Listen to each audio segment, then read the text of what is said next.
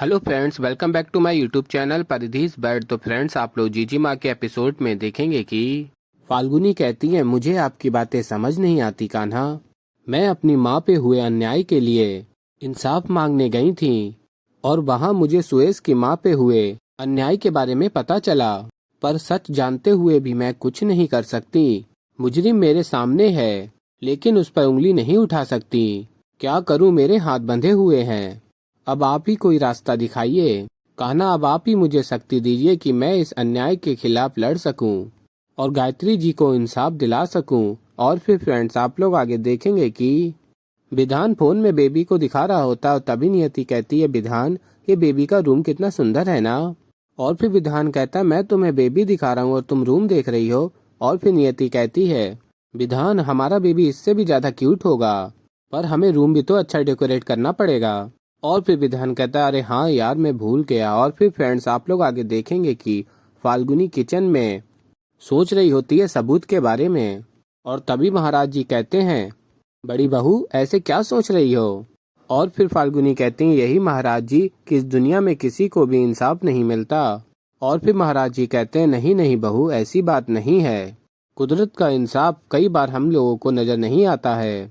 हम माने या ना माने, लेकिन बुराई की हमेशा से हार होती है और जीत होती है तो सिर्फ और सिर्फ अच्छाई की, सच्चाई की। और तभी उत्तरा देवी महाराज जी को बुला लेती हैं। और फिर फ्रेंड्स, आप लोग आगे देखेंगे कि फाल्गुनी को हवलदार काका फोन करते हैं और कहते हैं, मैं कल पूरी रात सो नहीं पाया, सोचता रहा कि कुछ न कुछ तो ऐसा होगा जिससे हमें इस केस में मदद मिलेगी।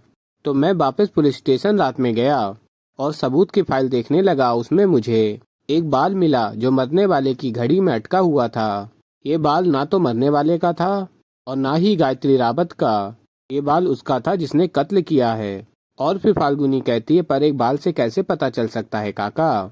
और फिर हवलदार काका कहते हैं, अगर तुम उस इंसान का बाल जमा करा सको जिस पर तुम्हें शक है तो ये केस दोबारा खुल सकता है। और कहते हैं हवलदार काका, देखो मैं आज ही रिटायर हो रहा हूँ, इसलिए तुम्हें उस इंसान का बाल आज ही जमा कराना होगा। और फिर फ्रेंड्स, आप लोग आगे देखेंगे कि फाल्गुनी जयंत के लिए जूस लेकर जाती हैं और जयंत कहते हैं, क्या हुआ बेटा।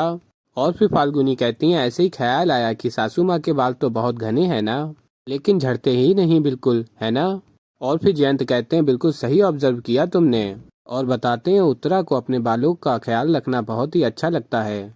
हर बार किसी ट्रीटमेंट के लिए स्पा चली जाती है। उसे ना हेड मसाज, तेल मालिश का बहुत शौक है। और फिर फाल्गुनी कहती है, ठीक है बाबा, मैं चलती हूँ। और फिर फ्रेंड्स, आप लोग आगे देखेंगे कि फाल्गुनी कहती हैं, सभी बैठे होते हैं बिट्टू, चल मैं तेरी सर की चंपी करती हूँ। और तभी नियति कहती है, थैंक यू सो मच जीजी माँ, कितने दिन हो गए। और विधान से कहती हैं, जानते हो जीजी माँ से अच्छी चंपी और कोई नहीं कर सकता। और फिर फाल्गुनी नियति के सर की चंपी कर रही होती हैं और तभी विधान भी कहता है, मेरी भी कर दीजिएगा भाभी माँ। और फिर विधान की करती हैं। और फिर विधान कहता है, नियति तुमने तो बिल्कुल तारीफ ही नहीं की भाभी माँ की, जादू है इनके हाथों में। और फिर फाल्गुनी कहती है, सासू माँ आइए ना, आप भी चंपी करा लीजिए। और फिर उत्तरा देवी कहती है, मैं जादू वादू को नहीं मानती। और फिर विधान कहता है, भैया आपको तो करा ही लेना चाहिए क्योंकि आपके सारे काम की टेंशन खत्म हो जाएगी। और फिर सुरेश कहता है, ठीक है तू करवा ले, फिर मैं कराता हूँ। और फिर विधान के बाद सुरेश अपने बालों की चंपी करा रहा होता है। और फिर आगे आप लोग देखेंगे, जयंत कहते हैं, अरे यार हम लोग कब तक बेबी मून की सिर्फ बातें ही करते रहेंगे। ऐसा ना हो कहीं इसका बेबी पहले आ जाए और हम लोग डिसाइड ही ना कर पाए कि हमें बेबी मून के लिए जाना कहाँ है। और तभी विधान कहता है, कल ही चलते हैं। और नियति कहती है, कल कहाँ जाएंगे। और फिर विधान कहता है, रोम, लंदन, पेरिस, जहाँ बोलो, तुम नाम बोलो। और तभी उत्तरा देवी कहती हैं, विदेश यात्रा प्लान कर रहे हो तुम लोग, पहले इन दोनों से पूछो तो सही इनके पास पासपोर्ट है या नहीं। और फिर नियति कहती है, वो तो नहीं है। और फिर उत्तरा देवी कहती हैं, पता था मुझे। और कहती हैं, तुम लोग तो जयपुर के भी बाहर नहीं गई हो। और फिर सुरेश कहता है, तो क्या हुआ, इंडिया में कहीं चल पड़ते हैं। और फिर जयंत कहते हैं, हाँ क्यों नहीं, इंडिया भी अपना कितना खूबसूरत है। और फिर कहते हैं, फाल्गुनी बेटा सुरेश का हो जाए उसके बाद मैं। और फिर फाल्गुनी कहती है, आ जाइए, हो गया। और फिर आगे आप लोग देखेंगे, विधान कहता है गोवा चलने के लिए और फिर गोवा का डिसाइड हो जाता है चलने का। और तभी जयंत कहते हैं, गोवा, जयपुर में बैठे बैठे मुझे गोवा का आनंद आ रहा है। सच फाल्गुनी, तुम्हारे हाथों में जादू है। और कहते हैं, उत्तरा मेरी बात मानो, तुम भी ये जादू का मजा ले लो। और तभी फाल्गुनी दिमाग चलाती है और कहती है रहने दीजिए ना पापा, वैसे भी मेरे हाथ दर्द करने लगे हैं और मुझे काम भी है। अच्छा हुआ सासू माँ ने खुद ही मना कर दिया। और फिर फाल्गुनी कहती है हो गया पापा। और फिर जयंत कहते हैं उत्तरा सोच लो, बहुत ही बढ़िया मसाज है। और फिर उत्तरा देवी कहती हैं ये क्या बात हुई फाल्गुनी, जब मेरी बारी आई तो तुम जा रही हो। जरा देखूं तो ये लोग तुम्हारी जो तारीफ कर रहे हैं वो सच है या झूठ है। और फिर फाल्गुनी कहती है सच और झूठ का पता तो खुद ब खुद चल जाएगा सासू माँ, आप थोड़ी देर सब्र तो रखिए। और फिर फाल्गुनी उत्तरा देवी की चंपी करती हैं और उत्तरा देवी का बाल लेकर हवलदार काका को दे देती हैं। और हवलदार काका कहते हैं ठीक समय पर तुम आ गई, लैब बंद ही होने वाली थी।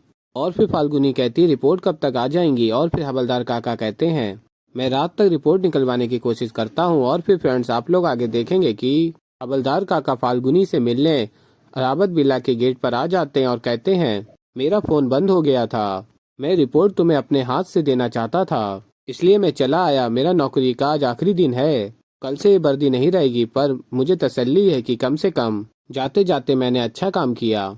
और बताते हैं बेटा तुम्हारा शक बिल्कुल सही निकला, जिसका ये बाल है ना वही खूनी है। और फिर फ्रेंड्स आप लोग आगे देखेंगे कि और हवलदार काका कहते हैं मैं भगवान से दुआ करूंगा कि असली मुलजिम को सजा दिलाने में ऊपर वाला तुम्हारी मदद करे, यही दुआ करूंगा। और फिर फ्रेंड्स आप लोग आगे देखेंगे कि फाल्गुनी रिपोर्ट लेकर उत्तरा देवी के पास जाती हैं और कहती हैं याद है आपको मैंने आपसे कहा था कि जिस दिन आपके पाप का घड़ा भर जाएगा मैं खुद ब खुद आपके खिलाफ सबूत इकट्ठा कर लूंगी। और फिर फाल्गुनी बताती है मेरे पास ऐसा सबूत है जो आपको एक पल में कातिल साबित कर देगा।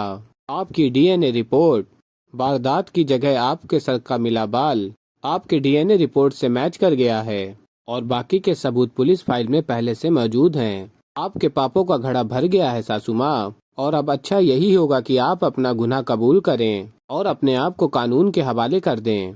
और पापा को ये बता दीजिए कि उनकी पत्नी बेकसूर थी, गायत्री रावत ने उस जुर्म की सजा काटी जो उन्होंने किया ही नहीं। और कहती है सुरेश आपको माँ से भी बढ़कर मानते हैं, इसलिए मैं आपको मोहलत देती हूँ कि आप बताइए सासू माँ कि ये बात आप सबसे पहले किसे बताएंगी, पुलिस को या अपने परिवार वालों को। और फिर तभी उत्तरा देवी नाटक करने लगती हैं, रोने लगती हैं और कहती हैं दोनों को बताऊंगी, पुलिस को भी और परिवार वालों को भी, अपने आप को पुलिस के हवाले कर दूंगी।